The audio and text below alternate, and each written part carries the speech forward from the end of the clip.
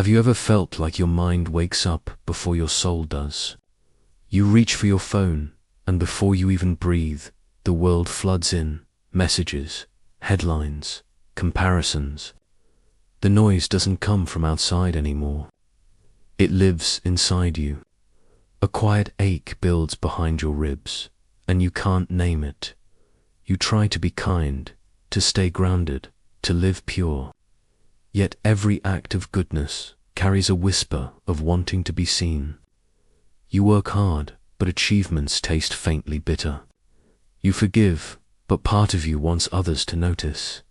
It's the smog of the soul, layers of unhealed pride, fear, and subtle comparison. The dust on the glass of awareness, the invisible storm of wanting approval. And yet, in the middle of that noise, something in you still longs for clarity, for silence that feels alive. 8 centuries ago, Ibn Arabi, the great Sufi mystic, walked through empires collapsing, kings at war, and scholars in exile. But while the world burned, he wrote of inner purity. He said that Al-Quddus, the divine attribute of purity, is not about hiding from the world. It's about dissolving the fog that hides your light, he wrote. Purity is not what you remove, but what remains when all else falls away. So what if the ego you fight isn't your enemy, but the shadow cast by your own forgotten light? What does purity actually mean, and why do we keep losing it in the noise of modern life? To Ibn Arabi, Al-Quddus was not perfection.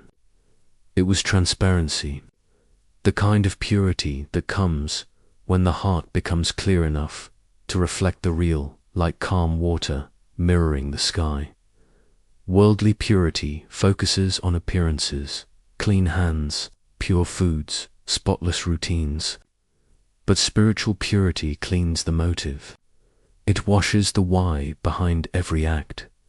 He taught that the journey toward purity is a labyrinth of mirrors. Every turn reveals not a new wall, but another reflection of yourself.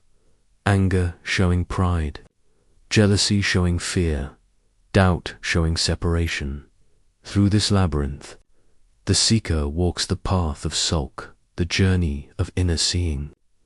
Along the way, the veils of illusion thin.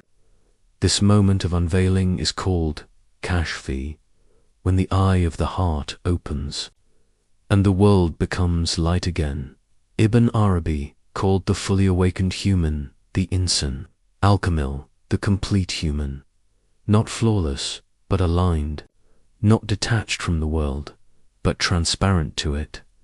He said the ego, the nafs, is not evil, it's just unpolished.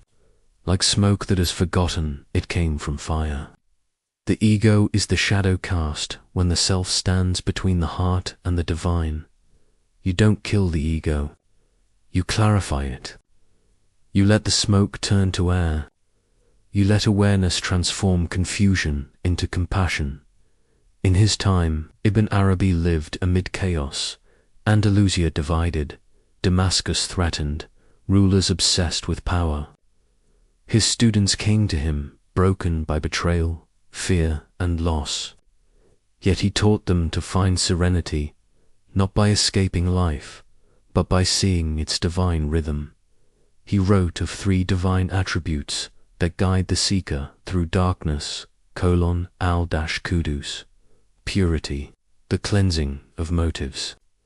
Al-Basir, the all-seeing, the light of awareness. Al-Haq, the real, the truth behind every illusion. Just as Ibn Arabi found stillness in a collapsing world, you too can rediscover purity amid deadlines, notifications, and inner noise.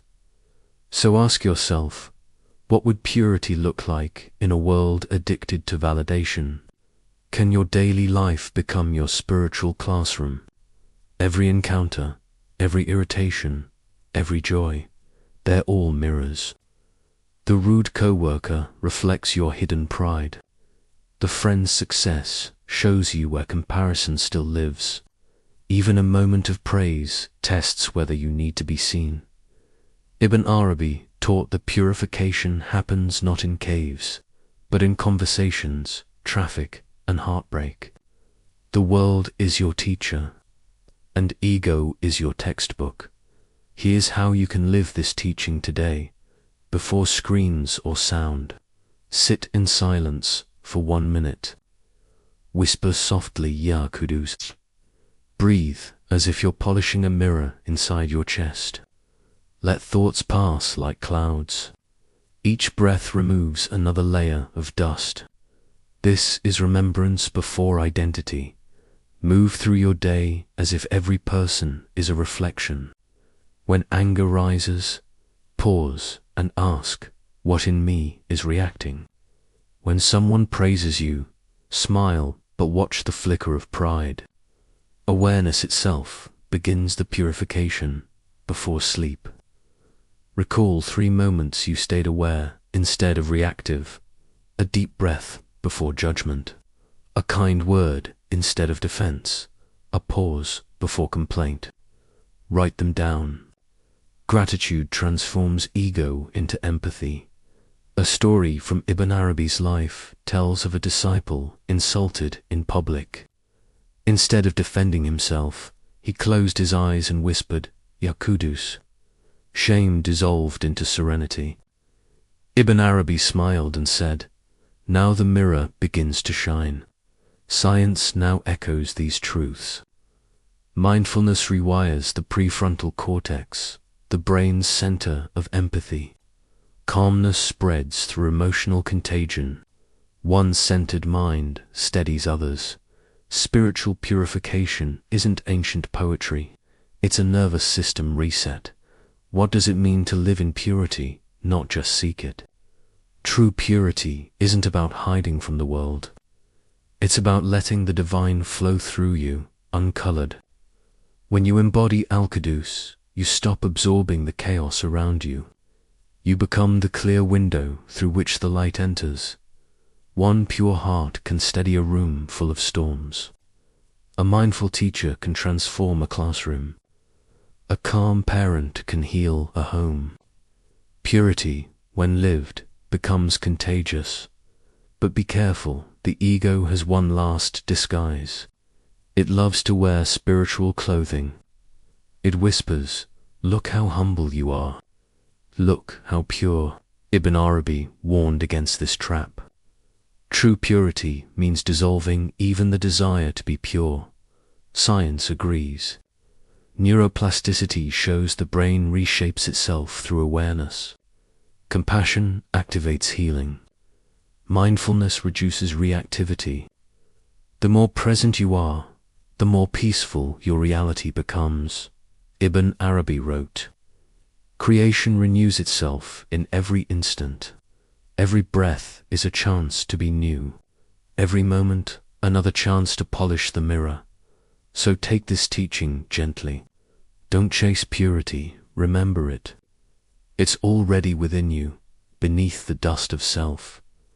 When the self becomes pure, Ibn Arabi said, it ceases to see itself, only the real remains. What if the purest version of you has been waiting quietly, patiently, just beneath the noise, all along?